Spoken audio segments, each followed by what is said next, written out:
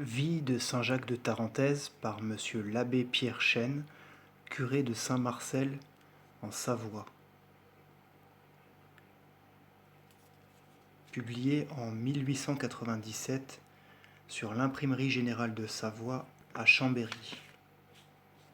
Vie de Saint-Jacques de Tarentaise. Pour écrire cette vie de Saint-Jacques, j'ai dû me contenter de suivre aussi fidèlement que possible la notice malheureusement incomplète des Acta Sanctorum. J'ai utilisé les quelques traditions recueillies par Besson, mémoires, etc., dans les archives et manuscrits aujourd'hui disparus. C'est peu, sans doute, en fait de documents, mais cela suffira, je l'espère, pour le but que je me propose. Populariser la mémoire et le souvenir de notre grand apôtre, rappeler ses travaux, ses miracles, ses vertus, disposer ainsi les cœurs à la gratitude et à la confiance en la médiation de ce saint. Il y a bientôt 1500 ans, il nous apporta la foi chrétienne. Aujourd'hui qu'elle est menacée, il nous semble que la Providence nous le présente pour la faire refleurir. Chapitre 1er.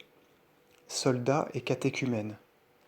Nous n'avons sur la naissance, le pays, la profession de Saint Jacques que cette phrase laconique de son vieil historien.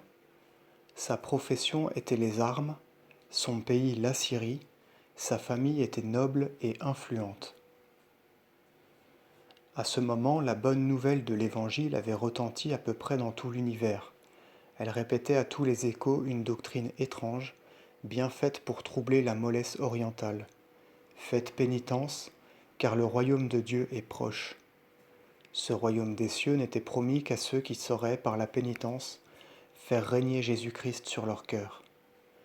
Comment la voix de Dieu parvint-elle aux brillants soldats ? Le christianisme avait fait en Arménie, en Assyrie, en Perse, des progrès assez considérables au IVe siècle, pour qu'on puisse supposer que la parole d'un confesseur de la foi ou le courage d'un martyr ait pu toucher l'âme du noble païen.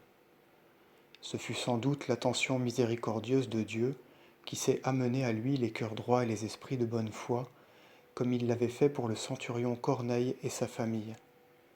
Sous l'impulsion victorieuse de la grâce, Jacques résolut d'entrer par cette porte étroite qui conduit à la vie et que le Sauveur appelle étroite, parce qu'elle exige de l'âme qui veut la franchir le dépouillement et le sacrifice. Il sait, dans sa générosité, rejeter cet habit militaire, source et un signe de gloire, pour suivre, pauvre, les vestiges du Christ, le premier des pauvres. Rien ne lui coûte, sa conversion est entière, sa foi est ardente. Elle éprouve le besoin de traduire au dehors, par des œuvres saintes, les sentiments qu'elle a fait naître dans le cœur. Mais toute âme qui veut servir Dieu sent la nécessité d'un guide sûr pour l'éclairer, la soutenir et diriger sa marche. Dieu, qui veut bien se servir des hommes pour amener à la foi et à la vertu, a voulu aussi se servir des hommes pour faire grandir l'âme dans la vérité et dans l'amour divin. Plus que tout autre, Jacques comprenait cet ordre et cette loi si sage de la Providence. Il désirait ardemment trouver quelque part un maître spirituel. Le maître, Dieu le lui fit rencontrer dans le moine saint Honorat. Chapitre 2. Rencontre de saint Honorat. Nous savons par l'histoire qu'Honorat, Venance, son frère et leur sœur Marguerite appartenaient à une illustre famille païenne établie à Toul en Lorraine. Conquis tous les trois à Jésus-Christ, ils ne tardèrent pas, après la mort de leurs parents, à vendre tous leurs biens pour en distribuer le prix aux pauvres. Puis ils partirent pour Marseille, espérant y servir le Seigneur, ignorés de tous, dans le bonheur de la solitude et du silence.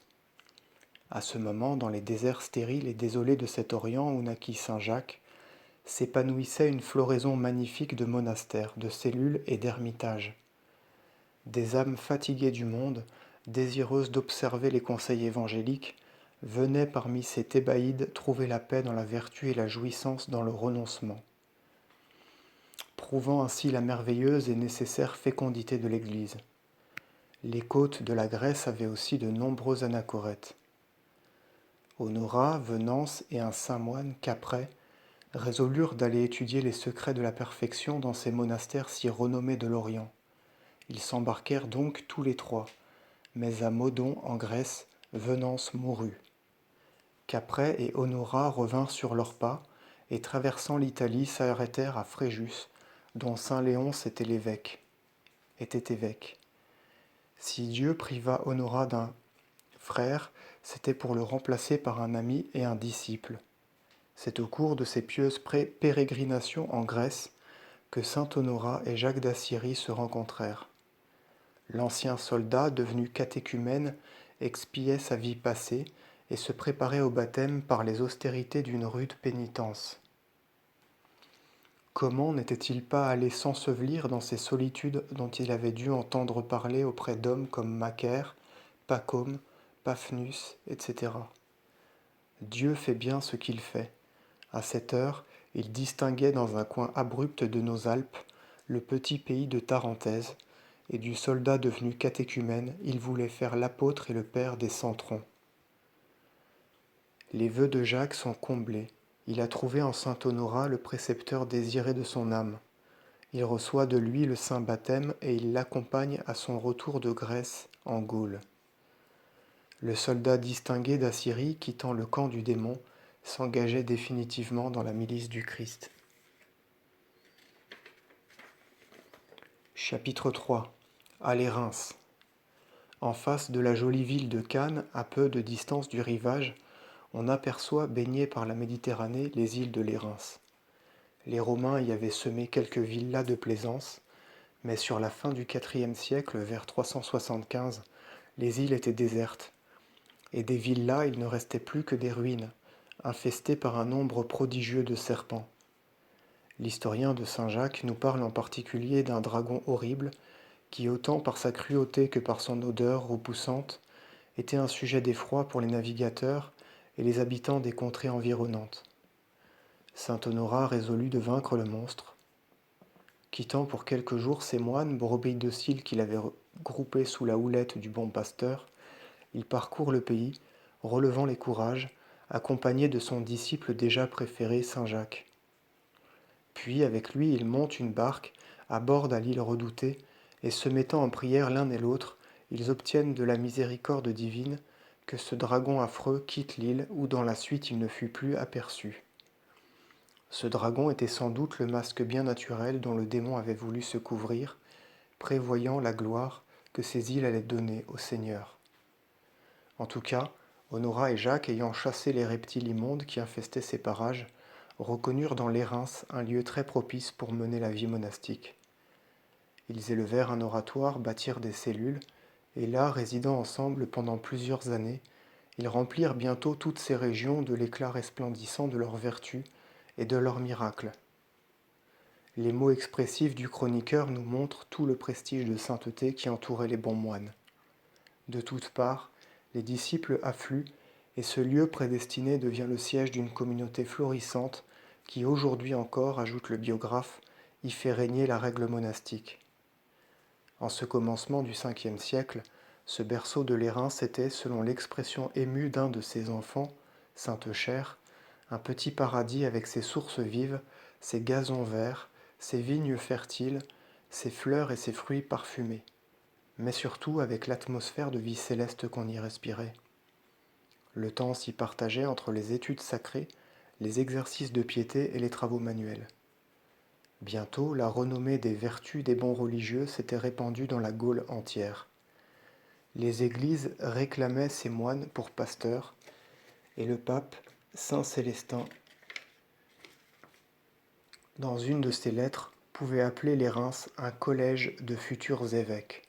En effet, à côté de saint Honorat et de saint Hilaire, qui se succédèrent sur le siège d'Arles, à côté de notre saint Jacques, évêque des Centrones Allobrogum, l'histoire cite comme sorti de l'Érins saint Loup, évêque de Troyes, saint Maxime et Faust de Riez, sainte Chère, évêque de Lyon, et ses deux fils Saléonius, évêque de Genève, et Véran, évêque de Vence.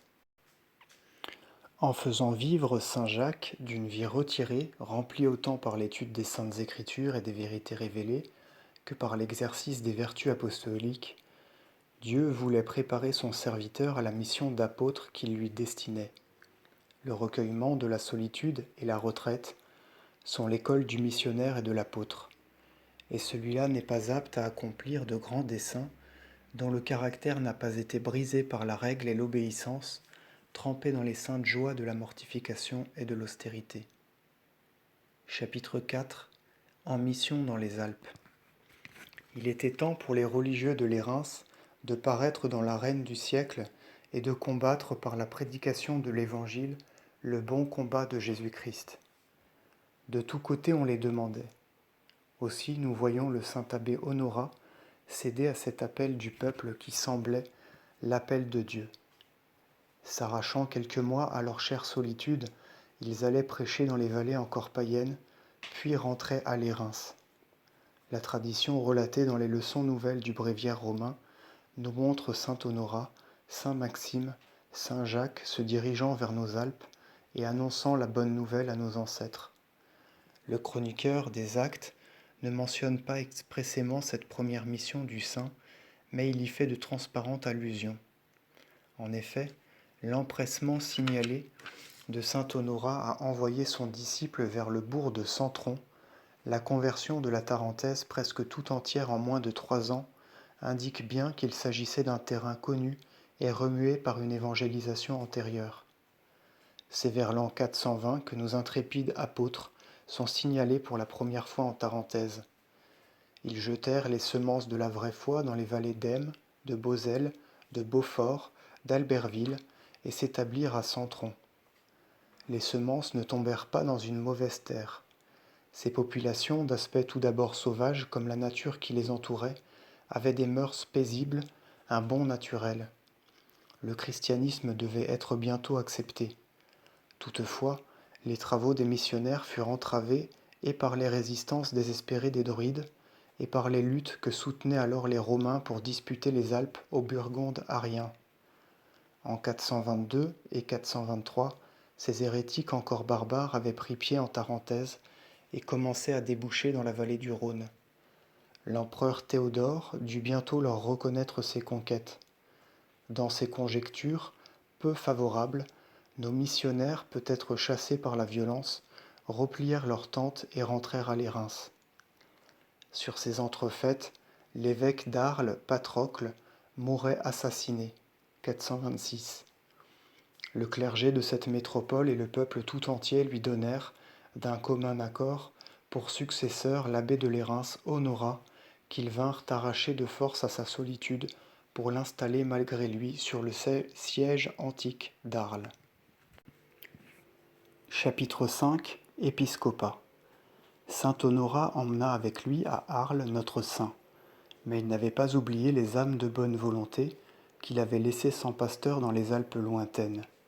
Et, bien qu'il lui en coûtât de se séparer de son cher disciple, voyant son admirable sainteté, il reconnut en lui l'instrument dont Dieu voulait se servir pour ramener notre pays des ténèbres du paganisme à la foi du Christ. Il fit donc part à notre saint de son très vif désir de l'envoyer de nouveau vers cette ville de Centron où la moisson semblait promettre d'être si belle. Avec une soumission joyeuse, une humilité parfaite, Jacques se déclara prêt, avec l'aide du Seigneur, à consacrer ses forces à ce glorieux apostolat. Honorat s'empressa de l'ordonner évêque, 426, et lui ayant adjoint un groupe de prêtres auxiliaires, il l'envoya prêcher la parole de Dieu dans les vallées de la Tarentaise. Celle-ci n'avait pas oublié le serviteur de Dieu. Le bruit de son arrivée se répandit bientôt partout. Les cœurs avaient été remués par son éloquence et par ses vertus. D'autre part, plus de guerre, de sorte que notre saint, heureusement surpris, trouva en paix des âmes joyeuses de sa venue et ouvertes à l'action de la grâce. Remerciant Dieu dans l'effusion de son âme, il se hâta de profiter de ses excellentes dispositions. Avec une ardeur infatigable, il s'adonnait à la prédication de l'Évangile. Un peuple innombrable se convertissait à sa parole entraînante, soutenu par des vertus austères et le prestige des miracles. La tradition conservée par l'Église dans l'office du saint consacre ce double caractère de son apostolat vainqueur. Il était puissant par la parole, très illustre par ses miracles. Voyant la générosité et la sincérité des nouveaux convertis, saint Jacques s'empressait d'en faire, par la grâce du baptême, des enfants de Dieu et de l'Église. Bientôt, presque tous les habitants de Centron étaient devenus chrétiens, et même en dehors, dans les vallées de Tarentaise, il ne resta qu'un noyau peu considérable d'infidèles, assez obstinés pour ne pas se plier sous le joug de la religion chrétienne. Tel est l'ascendant de la vertu sur des âmes de bonne foi, telle est l'heureuse influence d'une prédication ardente et convaincue, et telle est aussi la divinité de l'Évangile, qui, malgré sa doctrine si pénible à la nature, se répand comme au premier siècle avec la rapidité de la flamme. On conçoit combien de si merveilleux résultats devaient remplir de consolation le cœur du vénérable évêque. La foi était victorieuse et le culte chrétien pouvait s'affirmer au grand jour. Les temples des faux dieux, abandonnés, se transformaient en églises et en lieux de réunion chrétienne. Mais il convenait cependant d'élever un monument somptueux et vaste qui témoignât davantage en face du paganisme terrassé, de la vitalité et du triomphe de notre foi. Saint Jacques jeta donc les fondements d'une basilique qu'il voulut dédier à saint Étienne, premier martyr. Précisément à cette époque, en 415, avait eu lieu à Jérusalem, à la suite de visions extraordinaires, l'invention des reliques de ce grand saint. Cet événement produisit une sensation immense. Un prêtre, nommé Lucianus, en adressa le récit à toutes les églises du monde. Celles-ci sollicitaient la faveur de posséder ces reliques, et des miracles sans nombre se produisaient à leur contact. Au moment où cette heureuse découverte était faite, saint Jacques avait déjà, depuis quelques années, quitté l'Orient et suivi saint Honorat. Mais la connaissance de ce fait, qui eut un retentissement si grand, dut certainement arriver jusqu'à lui, et nous comprenons maintenant pourquoi la première de nos églises fut par lui élevée au premier de nos martyrs. Nous allons raconter maintenant, après le chroniqueur des Actas, quelques-uns des miracles auxquels donna lieu la construction de la basilique Saint-Étienne. Chapitre 6. Miracles. Les leçons du nouveau bréviaire ont fait, dans le récit du biographe, une suppression impitoyable de tout ce qui pouvait effaroucher la délicatesse des critiques. Pour nous, les pieux détails des Actas sur les miracles de saint Jacques nous semblent assez édifiants pour entrer dans le cadre de cette modeste notice. Si l'évangéliste ne s'est pas rabaissé en parlant de l'oreille de Malchus remise à sa place, de la boue faite par le Sauveur avec un peu de poussière et de salive pour rendre la vue à un aveugle, nous ne trouverons pas étrange que notre auteur nous parle de l'ours, dompté et docile, de la poutre allongée, de l'œil de l'âne remis, etc. Des deux côtés, le chrétien peut y admirer la puissance du Maître, de la nature, et sa miséricordieuse condescendance pour rendre service à l'homme. Voici le récit sommaire de quelques miracles opérés par saint Jacques. Il s'agissait de réunir les poutres et les bois nécessaires pour la charpente de l'église de Saint-Étienne.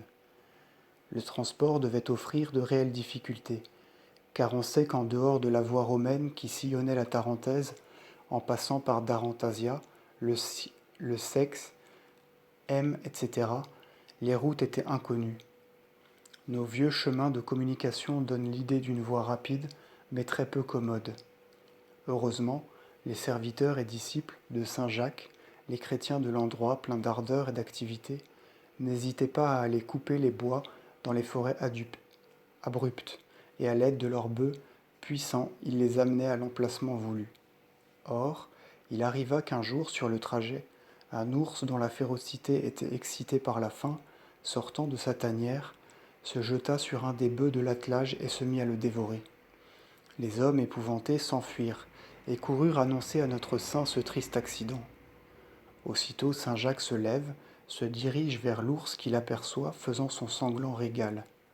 Puis, élevant la voix, « Moi, Jacques, serviteur du Christ, s'écrie-t-il, au nom du Seigneur, je t'ordonne, bête cruelle, de concourir à l'œuvre que tu as entravée par ton méfait, et de plier la tête sous le joug à la place du bœuf que tu viens de dévorer. » Aussitôt, tout en rugissant, l'animal soumis se laisse mettre le joug attaché par les liens nécessaires, et il conduit la poutre à destination.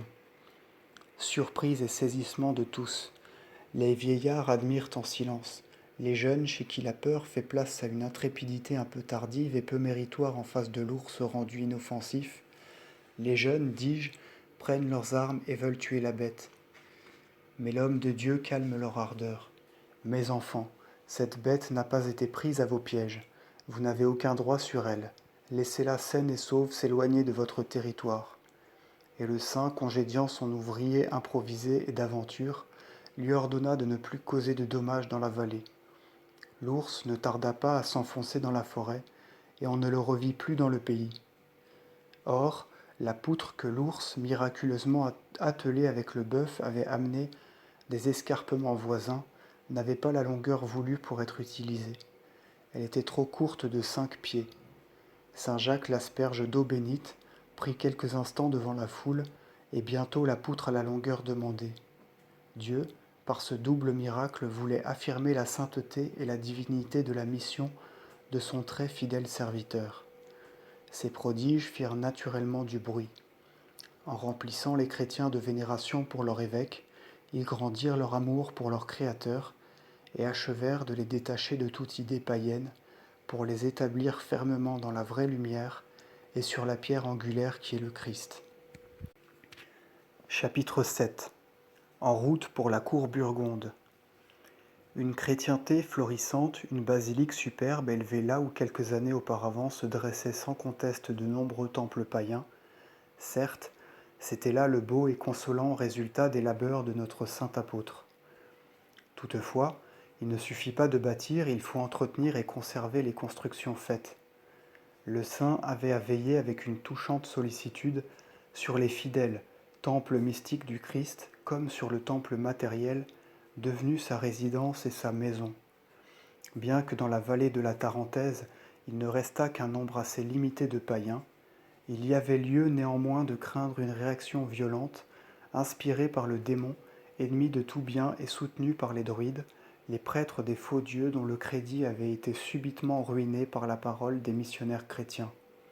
En outre, la Tarentaise ne formait qu'une petite partie de ce royaume nouvellement fondé de la Burgondie. Or, les Burgondes étaient ariens, c'est-à-dire qu'ils niaient la divinité de notre Seigneur Jésus-Christ. N'ayant guère de chrétiens que le caractère du baptême, ils avaient, dans un degré un peu adouci, les mœurs barbares de ces peuplades sauvages du Nord qui envahissaient de tous côtés le sol de l'Empire romain. Il y avait dans ce mélange de cruauté et de superstition un double danger pour les centrons convertis. Il importait donc d'assurer autant que possible l'avenir de cette jeune Église. Il était bon que l'évêque, tout-puissant sur les âmes, fût revêtu en même temps d'une suzeraineté temporelle, qui, tout en affirmant plus solennellement son autorité et son prestige, lui permit de se précautionner contre les attaques et les coups de main toujours possibles, en ces temps troublés de la part de gens poussés par la haine du Christ et par la cupidité. Saint Jacques résolut donc d'aller trouver le prince des Burgondes, Gondicaire, afin d'en obtenir divers privilèges temporels et de le bien disposer en faveur du catholicisme. Ayant mis sur un âne ses bagages et son présent, il partit avec un disciple nommé Jacques comme lui-même et quelques serviteurs. Le présent était très modeste et aussi très étrange, de la neige prise à 100 troncs que le missionnaire devait offrir miraculeusement conservée au prince arien. On remarqua en effet que pendant que sur le parcours les rayons d'un soleil brûlant achevaient de fondre les neiges des montagnes et de dessécher les terres, la neige recueillie par le saint demeura intacte, sans recevoir les atteintes de cette chaude température. Un jour, pendant que les voyageurs s'étaient arrêtés dans un endroit ombragé pour se reposer, et des fatigues de la marche et du poids de la chaleur, un aigle énorme s'abattit sur l'âne porteur des provisions et du présent, et lui arracha un œil. Saint Jacques est averti, il invoque le nom du Christ, commande à l'oiseau de proie de rendre à l'instant, sain et intact, l'œil qu'il vient de dérober. L'aigle obéit. Après cet incident, on se remit en marche. Le voyage était long et pénible. pour aller à Genève, qui semble avoir été la résidence du Burgonde Gondicaire, il est fort croyable que saint Jacques dut éviter la voie romaine, semée peut-être d'embûches et certainement trop longues. Il traversa en missionnaire les cols de nos montagnes, le col du Jovet puis du Bonhomme, pense M. Garin. Dieu et ses anges veillaient sur la pieuse et humble caravane. Elle devait arriver au but. Cependant, Dieu voulait encore lui ménager une épreuve. Le disciple, Jacques, qui était cher au saint moine, par les liens de la parenté que par ceux de la vertu, le disciple Jacques, qui était cher au saint, moins par les liens de la parenté que par ceux de la vertu, fut subitement saisi par la fièvre et obligé de s'aliter. Malgré les soins empressés, malgré les prières ferventes, la maladie persistait et traînait en longueur. La Providence, en permettant ce contretemps douloureux, en différant d'exaucer son serviteur, voulait sans doute, par le miracle éclatant qui suivit, faire reluire au moins les mérites et la vertu de l'apôtre des Centrons. Toujours Dieu sait tirer le bien du mal, et si parfois il se plaît à prolonger une souffrance et une peine, c'est dans un dessein plein de sagesse qui n'est pas aperçu tout d'abord, mais qui, en fin de compte, aboutit à la plus grande gloire et au plus grand bien de l'âme éprouvée. La justesse de cette remarque ressort vivement de la circonstance pénible que nous avons à relater. Le saint, voyant ses efforts inutiles, pressé d'arriver au terme de sa course après avoir adoré les desseins insondables du Maître de la santé et de la vie, avait quitté son disciple affectionné. Il l'avait recommandé aux bons soins des chrétiens, ses hôtes. Mais bientôt, hélas, le malade mourut. On juge de la douleur du saint à son retour de la cour burgonde, quand il apprit cette triste nouvelle. Comme le divin sauveur, Jacques pleura son ami, se fit indiquer le lieu de sa sépulture, et là, s'étant mis en prière, il obtint par l'ardeur de sa foi que la mort rendît sa victime. Son disciple était ressuscité. Ce miracle, le plus glorieux que la tradition nous rappelle, est consigné dans les leçons du bréviaire romain, office nouveau de saint Jacques. Il procura à notre saint, aux yeux des chrétiens et des païens eux-mêmes, un crédit et une autorité que vinrent bientôt rehausser encore les faveurs et privilèges accordés par Gondicaire. Chapitre 8. À la cour burgonde. Le voyage de saint Jacques eut, en effet, le résultat heureux qu'il en attendait. Tout d'abord, cependant, l'accueil du chef burgonde fut mauvais. Dès son arrivée, le serviteur de Dieu avait demandé à être admis en présence de Gondicaire. Après l'avoir salué avec déférence, il lui présenta la neige miraculeusement conservée et apportée de la Centronie. Si Gondicaire avait été un vrai et solide chrétien, il aurait vu dans ce présent un peu étrange une double signification. D'abord, la sainteté du visiteur, la bonté de la mission qui l'amenait près de lui, puisque Dieu la consacrait en quelque sorte par un miracle évident, palpable. Ensuite, la nature de l'empire simple et modeste que saint Jacques exerçait sur des vallées étroites et sur des âmes candides. Mais le prince était arien, son orgueil et sa cupidité furent déçus. Aussi, criant à l'imposture, à l'hypocrisie, au maléfice, il refusa avec mépris et colère le présent de notre apôtre et le congédia lui-même brutalement. Le saint partit, mais la punition de Dieu se fit sentir aussitôt à Gondicaire. Saisi de douleurs très violentes, il est bientôt en danger de mort, réclamant à corps et à cri un remède qui le sauve ou du moins le soulage. Alors, un de ses parents s'approche et dit : « Prince, comment espérez-vous un soulagement à votre mal quand vous venez de contrister et de repousser avec dédain un homme de Dieu, rempli de son esprit, et dont tout le monde admire les prodiges, signe irrécusable de sa sainteté. La crainte de la mort est bonne conseillère. Gondicaire ordonna à ses serviteurs de courir après le saint, et l'ayant atteint, de se jeter à ses pieds, le suppliant humblement de vouloir bien venir lui-même le visiter. Ainsi fut fait. Le saint, avec sa mansuétude ordinaire, revint sur ses pas, entra à la cour, se mit en prière, et bientôt le moribond fut sauvé. Saint Jacques s'était vengé comme se vengent les saints. Quelle émotion chez tous! On remerciait Dieu, On comblait de louanges et de vénération son serviteur. Le prince lui-même donnait l'exemple, conjurant saint Jacques de lui exposer ses requêtes, lui promettant de les exaucer. Glorieux prince, répondit notre saint, si pour vous voir j'ai affronté les fatigues d'un si long voyage, ce n'est pas pour obtenir de l'argent ou de l'or, mais le lieu de ma résidence et le petit troupeau confié à mes soins est resserré entre les étroites gorges des Alpes, et nous n'y pouvons habiter décemment et en sûreté. Je vous prie donc, par respect pour Dieu, notre commun maître, par amour pour le bienheureux Pierre, prince des apôtres, pour votre propre gloire, de m'accorder autour de ma pauvre Église des terres un peu spacieuses à notre usage et à celui de nos successeurs, et cela à titre définitif et indiscutable. Et comme Gondicaire acquiesçait à ses désirs, le saint précisa ses vœux, et il obtint différentes faveurs temporelles, entre autres les hauteurs du mont Pupim, près de Moutier, Tarantasia, qui pouvaient n'avoir pas grande importance pour Gondicaire, mais étaient précieuses pour la sauvegarde temporelle des évêques de Tarentaise, qui en firent assez longtemps le siège préféré de leur résidence. Chapitre 9. Église de Saint-Pierre à Saint-Marcel.